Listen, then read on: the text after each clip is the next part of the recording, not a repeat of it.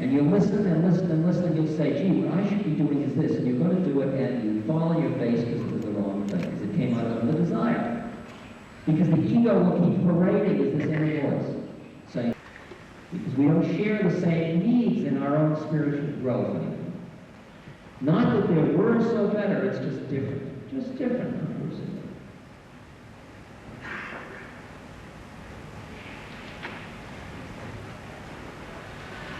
And if you listen to your own inner voice, it will say, quiet your mind down, and then suddenly meditation will become meaningful to you, and you'll start to do a scanning device to find meditation teachers, satsang, or the group of beings with whom you can meditate, forms for it, and you'll do it, because you'll need to do it. Nobody's going to tell you you ought to meditate. Don't meditate if somebody says you ought to meditate. Don't wear Zambek suits. If your heart says, well, get a steak and potatoes, and drink a lot of beer, and make love, and live it now, you better do it now, and trust your own heart enough to do it. Because if you get busy saying, but I ought to, but I should, you're constantly pushing and pulling, and you're ending up in Zambek suit, and you're going to have to take off Zambek suit sooner or later anyway. There was a very high Tibetan teacher in America, Chogyam Trungpa Rinpoche, which some of you have heard of.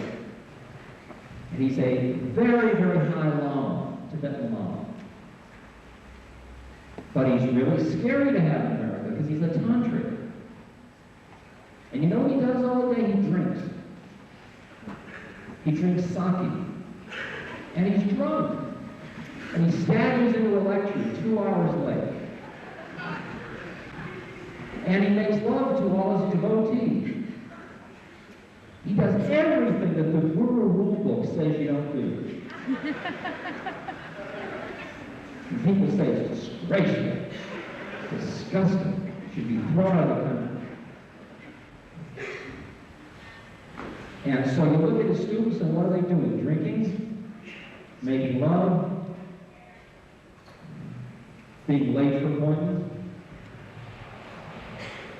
And you watch that what he's saying to them really is, be your American karma until you grow out of it, till you're done with it. Don't push it away prematurely, because if you push it away prematurely, you'll be stuck with it. See, there are a lot of ways in which many of us have gone on the spiritual trip merely feeding the old superego and the old puritanical good and evil trip, and saying we're doing this in order to be good. Well, believe me, this journey to enlightenment is not got much to do with good and evil. And that's really hard, but you better be ready to hear it. Good and evil is there, and it's a nice place along the path, but consciousness is behind good and evil. It doesn't mean, and understand this, that when you are residing in your own awareness, in pure awareness, in the one, and thus there is good and there is evil, and there are all polarities, including emptiness and form. And when you are residing behind them, that does not mean that you will perform evil acts. A lot of people say the mystic tradition is almost immoral. That isn't true at all. Because the far out thing about it is, and this is where God comes in, even to the Buddhist tradition, although it sneaks in the terms of Dharma, it's called, that when you enter into the Brahmanic field or the Nirvanic space or the place of enlightenment, where you are free of attachment to form, and you are behind good and evil, from then on, because of your clarity of perception of it all, there are only certain acts which can emerge out of you, and they are what are called dharmic acts. Because at that moment you become the Dharma. In the Christian tradition it would be said, at that point you become thy will, not my will anymore, because my will has died into thy will, and you are merely an instrument of Christ, or an instrument of God.